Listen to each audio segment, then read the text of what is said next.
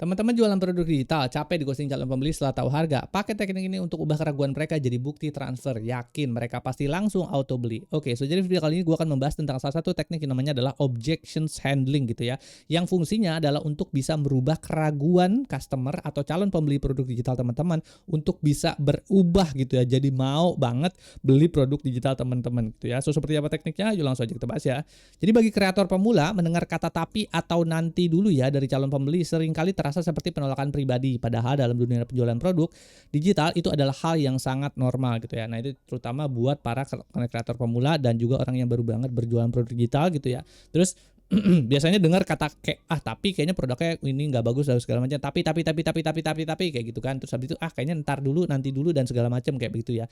Selalu dengar kata-kata yang bentuknya seperti itu teman-teman nggak usah rendah hati dulu gitu. Produk digital gue jelek nih, ya udah deh gue berhenti jualan produk digital. Enggak kayak gitu ya. Jadi teman-teman gitu kalau misalnya berjualan gitu ya, itu sebenarnya produk digital teman-teman itu pasti laku kalau teman-teman melakukan iterasi terhadap dua hal ini. Yang pertama adalah teman-teman melakukan iterasi terhadap marketing dan produk digital teman-teman, yaitu adalah melakukan pemasarannya terus diiterasi, diperbaiki terus secara terus menerus. Yang kedua adalah teman-teman juga melakukan iterasi terhadap isi atau value dari produk digital teman-teman. Kalau ini dua terus diiterasi, diperbaiki terus, lama-lama produk digital teman-teman itu akan punya banyak pembeli, akan punya banyak customer. Jadi kalau teman-teman buat pertama kali ya, teman-teman yang berjualan produk digital, kalau dengar kata tapi atau nanti dulu dan segala macam, itu nggak usah rendah hati gitu kan. Ya udahlah, terus saja jualan gitu ya, nggak usah pikirin orang-orang yang ngomong seperti itu kayak gitu ya. Lalu kemudian berikutnya di sini ada penjelasannya. Jadi objection handling adalah seni memahami dan menjawab kekhawatiran calon pembeli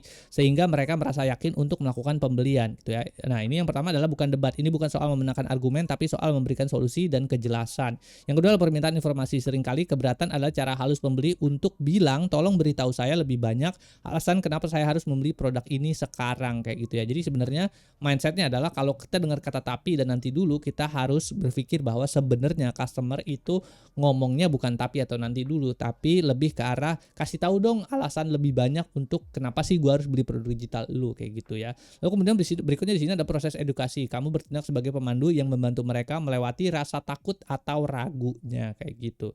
Nah ini ya ada misalnya ada beberapa contoh-contoh adalah situasi-situasi tertentu gitu ya. Misalnya kayak pembeli bilang mahal gitu. Respon kreator pemula biasanya kayak gini ya. Langsung menyerah atau merasa kayak produknya produk gue jelek segala macam dan kayaknya gue nggak usah jualan produk digital lagi dan seterusnya kayak gitu. Nah kalau respon kreator pro gitu yang udah lama berjualan produk digital itu biasanya menjelaskan value atau hasil yang didapat dibandingkan sama harganya kayak gitu ya. Kalau misalnya ada yang bilang harganya mahal kayak gitu ya, ya lu mahal berdasarkan apa nih gitu ya. Kalau lu mahal berdasarkan lu komparasi produk digital, misalnya contohnya gue jualan produk kreator viral gitu kan dengan harganya ya segitulah ya teman-teman lihat gitu ya. Nah itu teman-teman komparasi gitu ya produk digital gue dengan produk digital teman-teman yang lain, menurut gue itu adalah sesuatu hal yang sangat murah gila anjir. Karena kenapa? Karena itu ada luar biasa value di dalamnya yang luar biasa banyak, materinya ada luar biasa banyak, ada tools AI yang luar biasa banyak dan seterusnya. Jadi kalau orang yang udah biasa, gue jangan bilang gue udah biasa jualan produk digital ya, tapi gue udah lama berjualan gitu ya. Nah kalau orang yang udah bisa berjualan gitu, itu kalau misalnya dengar kayak gitu, itu lebih ke arah kalau orang lebih mahal berarti value-nya yang harus gue tambahin, bukan harganya gue turunin. Jadi kayak gitu. Kita harus berpikir seperti itu ya kalau berjualan kalau kita berjualan produk digital. Jadi jangan turun-turunin perang harga segala macam dan seterusnya. Jadi fokusnya adalah objections-nya gitu ya. Mereka bilang kenapanya sih kayak gitu, bukan ke arah harganya yang turun-turunin gitu ya, nurunin harga gitu. Tapi berikutnya di sini ada pembeli bilang nanti berhenti membalas pesan gitu kan. Nah, udah ntar aja ya udah, habis itu pesannya nggak dibalas gitu ya. Nah kalau misalnya respon kreator perlu adalah menjelaskan kenapa sekarang adalah waktu yang terbaik untuk memulai. Jadi lebih dijelasin lagi lebih banyak. Kalau misalnya lu nggak beli produk digital sekarang, mungkin gitu ya bulan depan promonya habis loh dan seterusnya kayak gitulah. Nah di sini pertanyaan buat teman-teman di sini, pernah nggak sih kamu merasa sedikit nyesek pada pas ada calon pembeli yang sudah tanya-tanya tapi ujung-ujungnya bilang kayak entar dulu ya, bagaimana perasaanmu saat itu gitu ya. Balik lagi kalau teman-teman berjualan produk digital secara langsung gitu kan, nggak pakai menggunakan organik, menggunakan organik nggak menggunakan ads, itu kan kadang-kadang ada yang nanya segala macam, "Mas, produk digital ini gimana gimana segala tapi kayaknya nggak bagus bla bla bla," gitu ya. Kalau teman-teman ada orang bilang tapi atau entar dulu tuh perasaannya seperti apa? Balik lagi ya, kita bisa diskusi di kolom komentar di bawah. Habis itu berikutnya di sini ada materi berlanjutan, itu adalah mengapa menjual produk digital wajib punya skill ini, yaitu adalah objection handling ini. Yang pertama adalah banyak pemula yang mengira bahwa produk yang bagus akan menjual dirinya sendiri. Padahal di dunia digital yang penuh dengan gangguan, calon pembeli butuh alasan kuat untuk menekan tombol beli. Inilah alasan mengapa objection handling adalah nyawa dari jualan kamu gitu ya. Meskipun gitu ya, suatu produk itu punya value yang luar biasa, sangat unik, punya unique selling point yang luar biasa, tapi tetap aja kita harus menginfuse yang namanya adalah proses atau konsep objection handling ini. Fungsinya adalah supaya gitu kan customer gitu kalau masih punya keraguan tertentu, itu tetap gitu kan mereka bisa lewatin keraguannya dan tetap mau beli produk digital kita, kayak gitu sih. Jadi ini adalah salah satu konsep yang paling penting gitu ya buat teman-teman pelajari gitu untuk kalau misalnya mau berjualan produk digital gitu ya.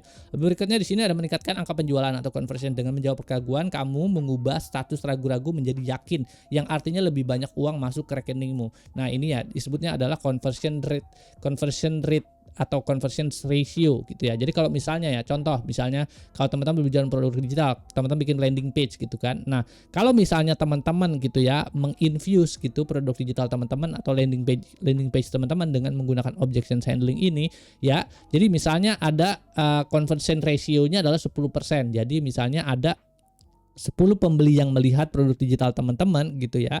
Nah, satu kan kalau 10% kan artinya adalah satu orang yang beli kayak gitu kan. Nah, kayak gitu. Kalau tanpa menggunakan objection handling ini.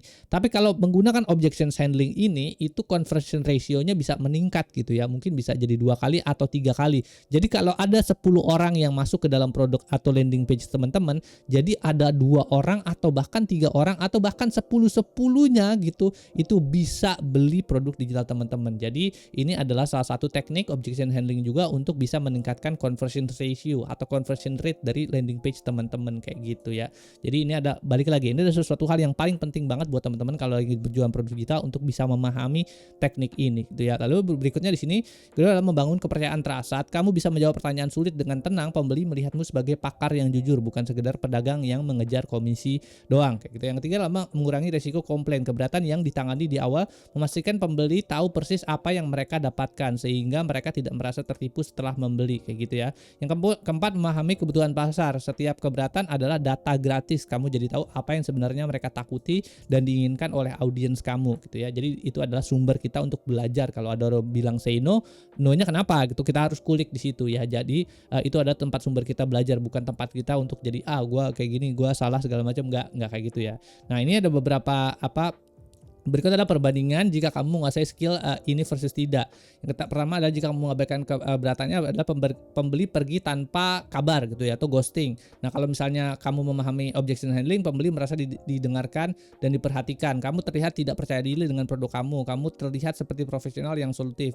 Terus habis itu konten jualan terus membosankan dan kaku. Konten jualan terasa seperti diskusi yang membantu gitu ya. Jadi balik lagi ya, di objection handling ini nanti ada turunan tekniknya lagi konsepnya untuk bisa ningkatin conversion ratio teman-teman kayak gitu ya. Jadi balik lagi, ini adalah suatu teknik yang benar-benar penting untuk teman-teman kuasai kayak gitu. Nah, di sini pertanyaan lagi buat teman-teman. Jadi tim mana yang menurut kamu lebih efektif buat berjualan produk digital? Tim A, gaspol, jualan terus tiap hari tanpa peduli pertanyaan pembeli.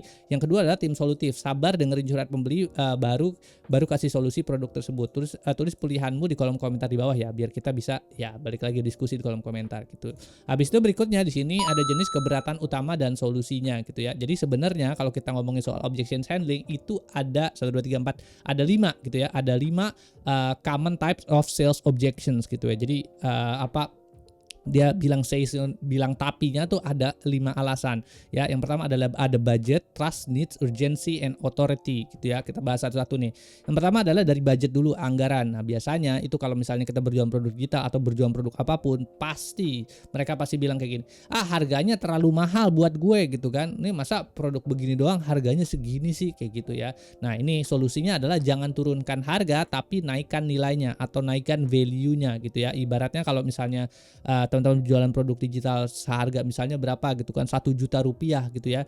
Nah, oh mahal banget produk digital segala macam. Ya kalau misalnya ngelihat dari harganya doang ya pasti mahal. Tapi kalau kita ngelihat misalnya ada value-nya apa, oh di dalamnya ada software yang nggak ketemu dimanapun di seluruh dunia, baru ini doang satu softwarenya.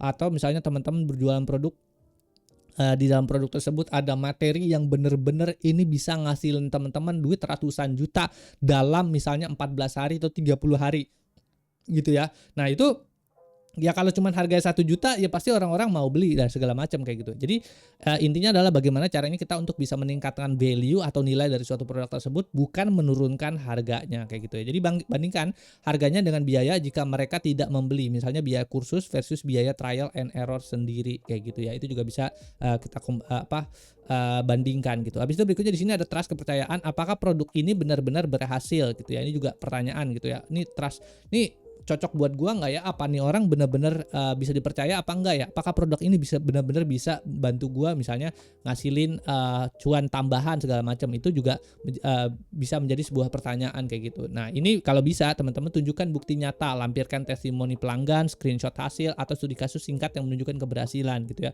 Tunjukkan misalnya teman-teman ada udah berhasil untuk bisa jualan produk digital teman-teman, ya udah tunjukin aja gitu kan hasil outputnya berapa. Oh gue udah berhasil jualan produk digital gua, harganya segini segala macam gitu. Atau kalau misalnya teman-teman berjualan misalnya apa sih keuangan, financial gitu ya.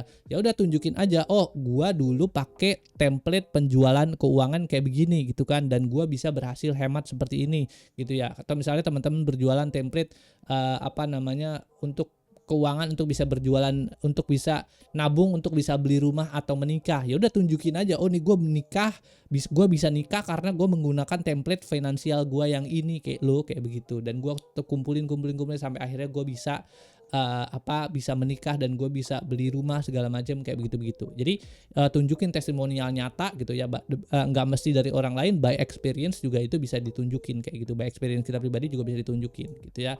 Habis itu berikutnya di sini ada need atau kebutuhan. Sepertinya saya belum butuh ini sekarang. Nah ini ya.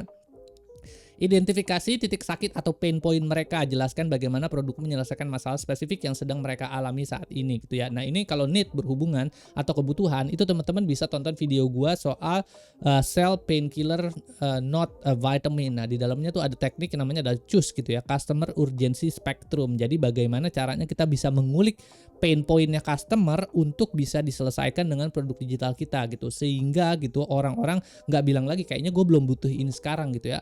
Kayak misalnya ada satu penyakit gitu, gue kasih singkat aja, kalau ada satu penyakit kanker sama batuk-batuk, kira-kira teman-teman gitu ya, teman-teman kena dua penyakit ini gitu ya, yang mana yang teman-teman mau sembuhin duluan gitu kan? Yang pasti kan yang kanker kan, yang paling parah kan.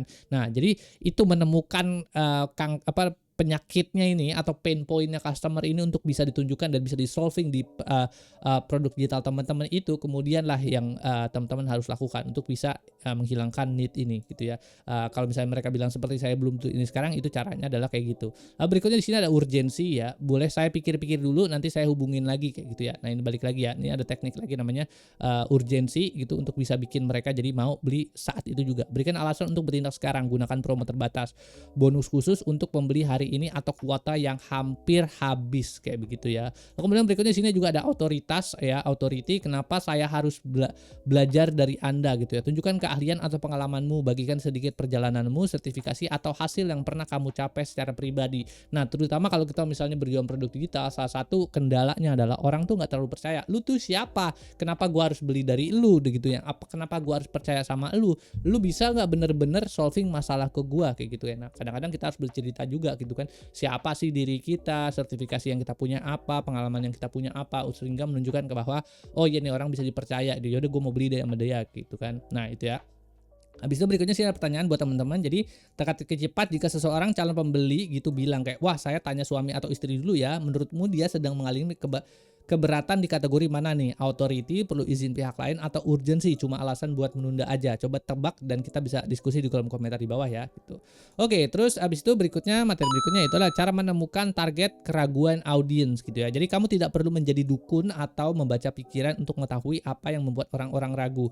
Kamu cukup menjadi pengamat yang baik gitu ya. Nah, kalau misalnya teman-teman berjualan produk secara, teman-teman itu jadi seorang sales gitu ya, berjualan produk misalnya apa ya, jualan produk minuman gitu kan di mall mall, Kak ini ada minuman bagus segala macam bla bla bla gitu. Oh orangnya nggak mau.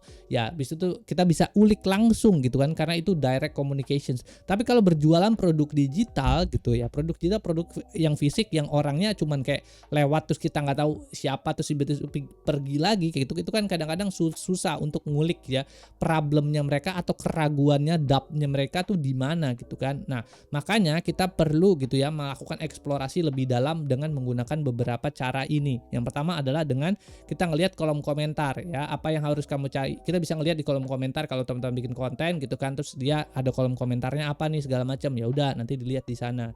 Nah misalnya pertanyaan apa yang dimulai dengan kata tapi, gimana kalau, atau apakah bisa. Nah itu adalah sumber dari apa yang kita bisa solving dengan produk digital kita. DM misalnya, alasan-alasan kenapa mereka belum juga beli, kita bisa ngeliatin dari DM kita gitu ya.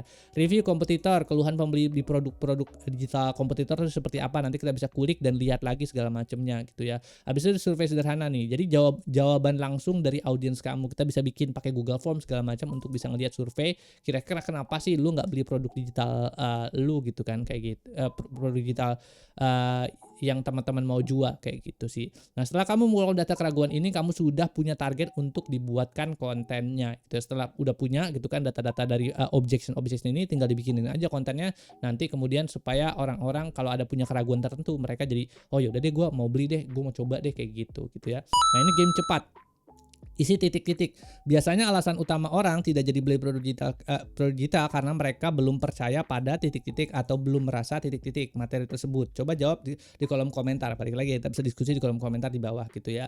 Nah di sini kemudian kita masuk ke dalam strategi objection handling gitu ya. Jadi kita udah tahu objectionsnya segala macam, terus kenapa, alasannya segala macam. Sekarang cara solvingnya masalahnya tuh seperti apa gitu ya. Ada berbagai macam teknik-teknik gitu ya untuk bisa solving objections. Yang pertama adalah dari preemptive strike gitu ya. Cara kerjanya adalah menjawab keberatan di dalam konten sebelum pembeli sempat bertanya. Kalau kita misalnya berjualan produk digital itu kan sangat sulit ya. Kalau misalnya ini begini segala macam kayak gitu ya. Kalau misalnya teman-teman jualan itu ada yang namanya adalah sales script. Ya, sales script itu isinya adalah kalau customernya ngomong begini, lu jawabnya begini kayak gitu. Kalau customernya ngomong begini, lu jawabnya kayak begini. Sama. Kalau preemptive strike adalah seperti itu juga, cuman bedanya adalah kalau jualan produk digital kita bikin konten gitu ya. Jadi kalau misalnya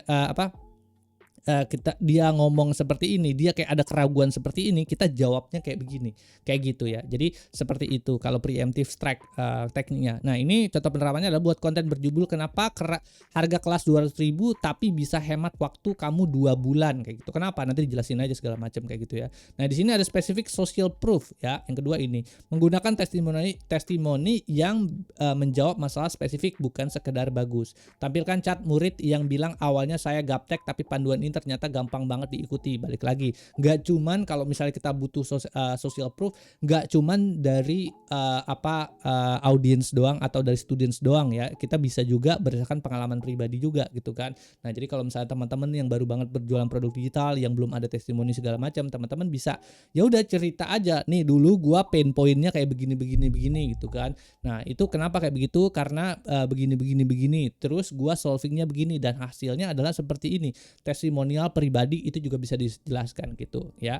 Jadi nggak perlu kayak gue belum buat testimonial segala macam, produk gue jelek ya udah gue nggak jadi jualan lagi kayak gitu. Balik lagi nggak gitu caranya ya. Jadi teman-teman bisa menggunakan cara seperti itu. Habis itu ada yang namanya adalah value stacking, menumpuk manfaat produk sehingga harganya terasa sangat murah. Jadi kalau misalnya teman-teman berjualan produk, misalnya harga produk digitalnya 10 juta rupiah gitu kan, nah itu kan kayak cukup lumayan ya harganya untuk orang-orang Indonesia. Nah, bagaimana cara jualinnya? Cara jualinnya ada satu teknik namanya adalah value stacking.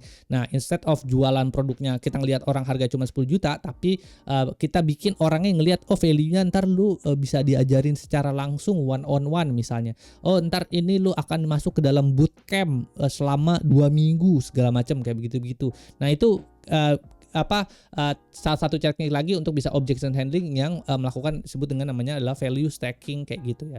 Nah ini ada misal contohnya adalah dapatkan ebook template end-to-end dan grup support hanya dengan harga sekali ngopi dan seterusnya, atau yang harga 10 juta tadi one on one bootcamp terus materinya dikasih lifetime gitu ya, support, pokoknya diajarin sampai lu bener-bener berhasil misalnya kayak begitu ya. Itu juga bisa pakai teknik yang value stacking seperti itu.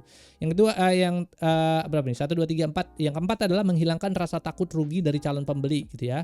Nah, ini namanya adalah risk reversal gitu ya.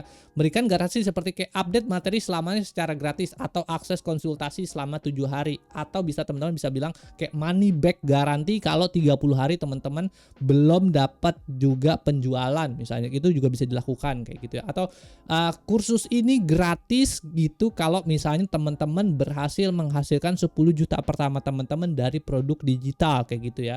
Nah, itu bisa juga dibikin risk reversal seperti itu. Jadi kalau misalnya gitu kan ada garansi seperti itu, orang-orang kan oh iya nih kayaknya produknya beneran deh, jadi gue mau beli deh kayak gitu ya. Nah, di sini juga ada yang namanya adalah teknik lagi namanya adalah scarcity and urgency. Intinya adalah memberikan alasan logis kenapa mereka harus beli di detik ini juga gitu ya. Sisa 3 slot untuk harga early bird atau bonus ini hanya tersedia sampai jam 12 malam nanti kayak gitu ya. Nah, itu kita bisa juga bikin atau pakai tekniknya namanya adalah scarcity and urgency seperti itu gitu ya.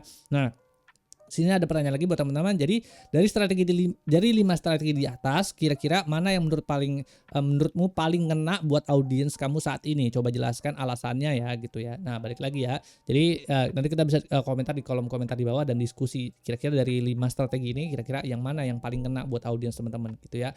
Nah, ini biasanya kelima strategi ini itu biasanya diterapkan untuk bisa dimasukkan ke dalam landing page teman-teman gitu ya. Jadi landing page teman-teman itu punya orang-orang kalau ngelihat landing page teman-teman itu udah pasti nggak punya alasan lagi untuk tidak membeli produk digital teman-teman lagi gitu ya, karena ini semua objections mereka itu semua sudah dihandle sama teman-teman gitu ya dengan berbagai macam teknik kayak gitu ya. Jadi ibaratnya kalau yang tadi ya conversion ratio-nya misalnya teman-teman ada cuman 10%, jadi ibaratnya kalau dari 10 pelanggan itu yang beli cuman 1 gitu, teman-teman bisa meningkatkan conversion ratio-nya at least minimal sekitar 40% sampai 50% lah dari orang yang ngelihat produk digital teman-teman. Itu kan lumayan banget ya. Ibaratnya kalau misalnya teman-teman berjualan produk digital harganya adalah misalnya 1 juta rupiah gitu kan, atau yang gampang deh 100 ribu gitu kan. 100 ribu gitu kan. Kalau misalnya conversion ratio-nya itu cuma 10%, artinya kan teman-teman cuma dapat duitnya 100 ribu doang.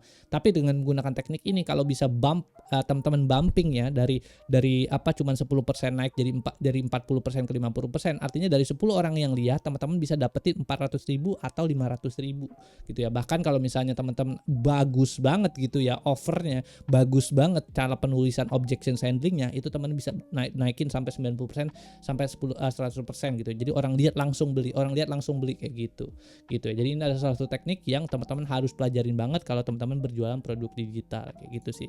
Ya, paling itu aja yang bisa gue sampaikan di video kali ini. Balik lagi, mudah-mudahan video ini bermanfaat. Jangan lupa bantu share, like, sama komen kalau suka sama videonya. Terus di situ ada website gue juga di akunsus.com kalau mau ngobrol lewat sana ya. Terima kasih sudah menonton. Oke, bye.